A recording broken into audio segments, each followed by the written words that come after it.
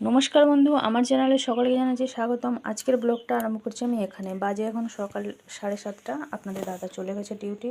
ও যেহেতু আমার চানটা খুব সকালেই হয়ে গেছিলো, ও যেহেতু বেরোচ্ছিলো ওই জন্য ওকে সব কিছু গুছিয়ে গাছিয়ে দিয়ে সব কিছু রেডি করে তারপরে এই যে এলাম পুজো করতে। পুজোতেই বসেছিলাম। এই যে হয়ে গেছে আমার পুজো। এখানে ধূপ ধুনো দিয়ে দিয়েছি। আমি ধুনো সব কিছুটা হয়ে গেছিলো, এই একটাই শুধু বাকি ছিল। আপনাদের দাদা একবার এনে দিয়েছিল, প্রায় শ্রাবণ মাসে আমি এগুলো দিতাম, দেখেছেন। একটাই ছিল, ওই জন্য ভাবলাম আজকে দিয়ে দিই বাবার কাছে, যেহেতু আজকে বাবার বার, ওই জন্য দিয়ে দিয়েছি।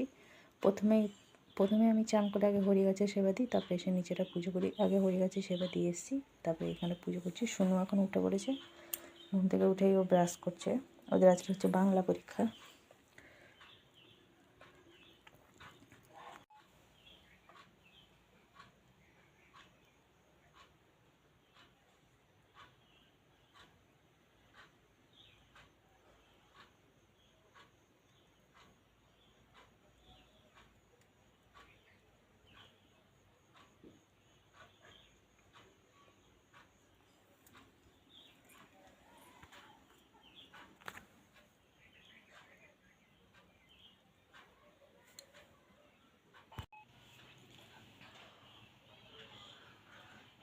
পুজো কমপ্লিট। মা চা খাইনি, আমার জন্যই বসেছিল। আমাকে বললো যা চা গরম করে নিয়ে আয়, তুই আমি দুজনে খাবো। কাপটা এত বড়, কিন্তু আমি একটুখানি চা নিয়েছি। আমি বেশি চা খাই না, জাস্ট একটুখানি নিয়েছি। আমার থেকেও আবার মাকে চা দিয়ে দিয়েছি। ওই জন্য মা আমি দুজনে খাচ্ছি চা। এখন বসে রান্না বান্না হবে। একটুখানি দুজনে আগে গল্প করে নিই, তারপরে 8টার সময় গিয়ে রান্না বসাবো। এটা প্রত্যেক দিনের আমাদের কারবার। চা খাবে না, এই যে আজকে আমাদের রান্না বান্না হবে এইটা। ওদিনকে সেই চানা মশলার জন্য যে ভিজিয়ে রেখেছিলাম, ছোলাটা যেহেতু ফ্রিজে ছিল এইমাত্র বের করলাম। আজকে এই যে বড় ছোলা, সয়াবিন আলু দিয়ে একটা তরকারি করবো, নিরামিষ তরকারি, সবারই হয়ে যাবে। এই যে ওর জন্য নিয়ে নিয়েছি আদা, জিরে, আর এই যে একটা টমেটো, সব একসাথে পেস্ট করে নেবো। আর একটুখানি কাজু বাদাম বাটা দেবো, যেহেতু নিরামিষ তরকারি তো।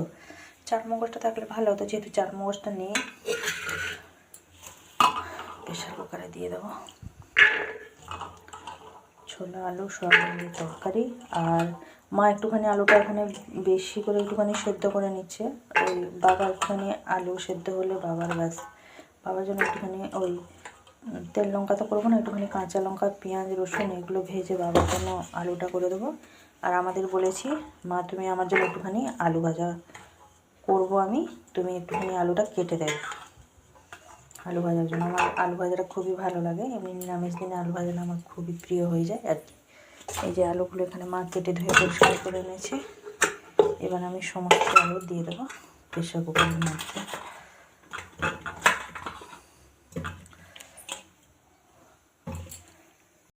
দিয়ে দিয়েছি লবণ। এবারে প্রেশার কুকারটা বন্ধ করে বসিয়ে দেবো গ্যাসে। একদিকে বসিয়ে দিয়েছি ভাত, অন্যদিকে এই যে প্রেশার কুকারটা বসিয়ে দিলাম সেদ্ধর জন্য।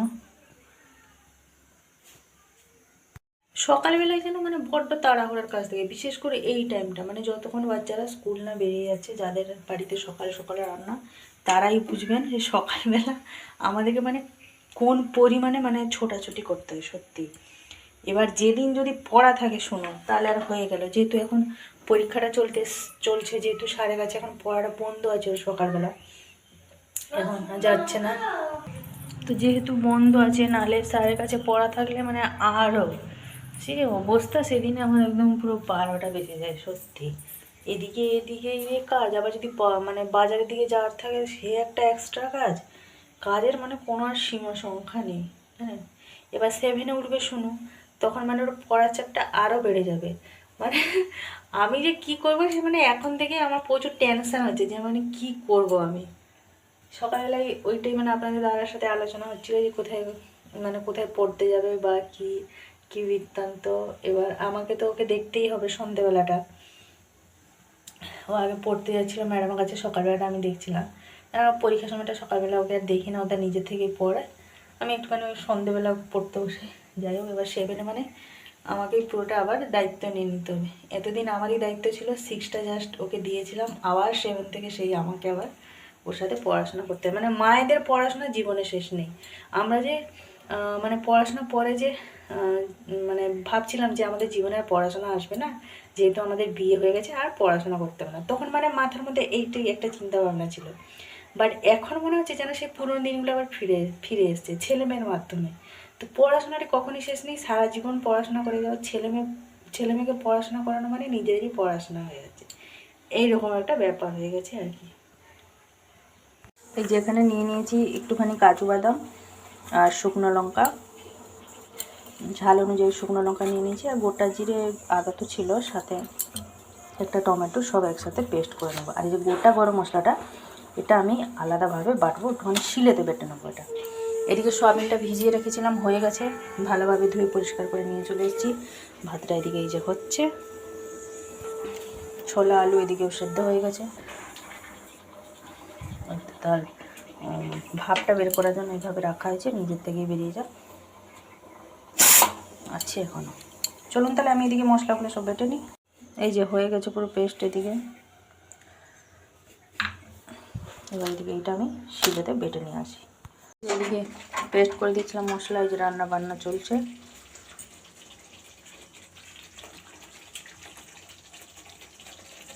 মশলাটা মা এই যে কষিয়ে নিচ্ছে, সয়াবিনটা ভেজে নিয়েছে, আলুটা ভাজি করে।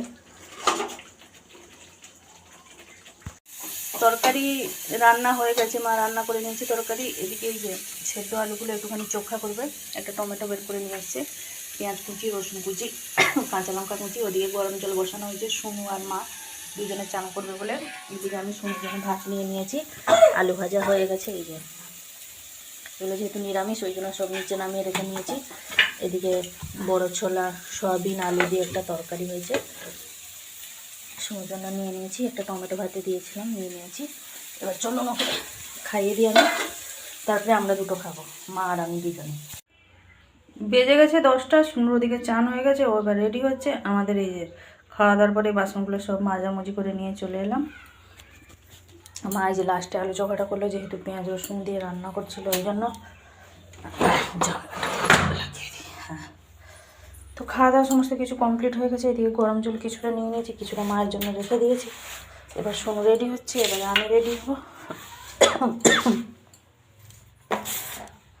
আজ হবে পরীক্ষা, কাল একটা, পরশুদিন দুটো হলে ছুটি। আবার জানুয়ারি মাস থেকে ডিউটি, ওরও স্কুল আরম্ভ, আমারও ডিউটি। আবার কি একটুখানি মোছামুছি করে নিলাম রান্নাঘরটা। তো এখন চলে যাবো, আমি নিজে রেডি হয়ে নেবো। ঘর দরের অবস্থা দেখুন, সব কিছু ছড়িয়ে ছাড়িয়ে আছে। এই যে প্রত্যেক দিন আমার ঘরে বিছানা পড়ে থাকে, আজকে মায়ের ঘরে বিছানাটা পড়ে আছে। ঝপঝপ বিছানাটা তুলে পরিষ্কার করে নিই। আবার ওই দুটো কাপড়ে যে ইস্ত্রি দোকানে দেবো, ওইটুকুনি আর আমার মনে হচ্ছে না। এই যে চলে এসছে আমাদের অনলাইন থেকে, শুনো এটা পছন্দ করেছিল, এই যে এখন এলো, জাস্ট পার্সেলটা নিয়ে এলাম। আর আমার সাথে আরেকজন এসছে, দাঁড়ান দেখাচ্ছি ওকে। এই যে এর নাম হচ্ছে রুদ্র, এই যে এসছে, এমনি আসে না আমার কাছে, আজকে দেখেছে ওটা এসছে, ওই জন্য চলে এসছে আমার পিছন পিছন, আমার হাত ধরেই এসছে। কালারটাই সুন্দর না? বাজতে যায় 3:30 মতন। বাসন কুসন সব মেজে ছাদ থেকে সমস্ত কাপড় জামা এনে গুছিয়ে রেখে যে যার মতন শুনো দুটো ভাত খেলো। আর এই যে বসে পড়েছি লজেন্স করতে। লজেন্সটা করা হয়ে গেলে ঘর দোরগুলো ঝাড় দিয়ে আজকে একটুখানি রুটিটা তাড়াতাড়ি করে নেবো। 4:30 নাগাদ আজকে শুনু যে ম্যাডামটার কাছে পড়তো, পিউ আর তার মা আসার কথা, আসবে ওরা 4:30 নাগাদ। ওই জন্য ভাবছি তাড়াহুড়ো করে কাজগুলো করে নিই। ও সকালবেলা আমাকে ফোন করে বলে দিয়েছে যে 4:30 নাগাদ বাড়িতে থাকবে। তো আমি বলছি হ্যাঁ, না তাহলে মা আর আমি একবার তোমাদের বাড়ি যাবো। যে ঠিক আছে, এবার একজন আসবে নিশ্চয়ই, তার সাথে একটুখানি এসে তো আমরা, যে আসবে তার সাথে একটুখানি বসবো, গল্প করবো, তারপরে। তো ওই জন্য ভাবছি তাড়াহুড়ো করে সমস্ত কাজগুলো কমপ্লিট করে রেখে দিই। চলুন তাহলে ঝটপট চকলেটগুলো মানে লজেন্সগুলো করে নিই, তারপরে রুটিটা করে নেবো। বেজে গেছে 4:28 মতন। এদিকে আমার সমস্ত কিছু কমপ্লিট, লজেন্স তো হয়ে গেছিলো, ঘর দোর ঝাঁট দিয়ে চলে এসেছিলাম সোজা রান্না করে। রুটিটা তো করেই নিয়েছি।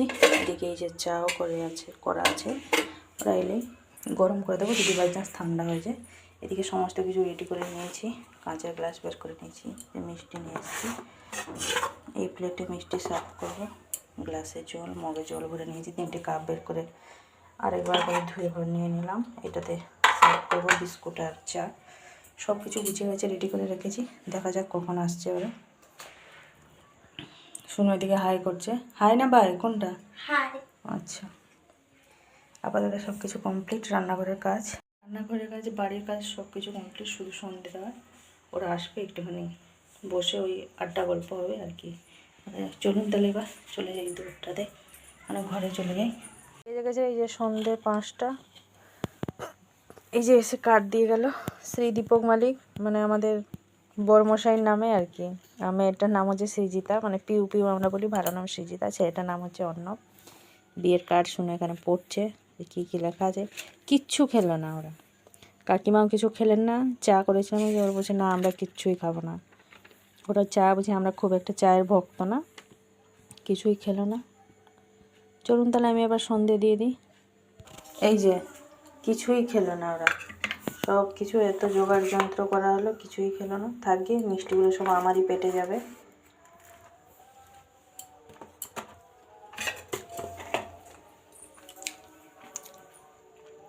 সাড়ে 5টা বেজে গেছে।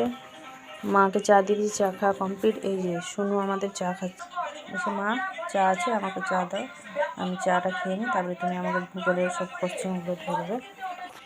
তো আজকে আর ভিডিওটা বেশি বড় করছি না, আজকে আমার ভিডিওটা এই পর্যন্ত এবং ব্লগটা এই পর্যন্তই। আবার দেখা হচ্ছে আপনাদের সাথে আগামীকাল আরেকটি নতুন ব্লগ নিয়ে। সবাই ভালো থাকবেন, সুস্থ থাকবেন। ভিডিওটি ভালো লাগলে লাইক দেবেন।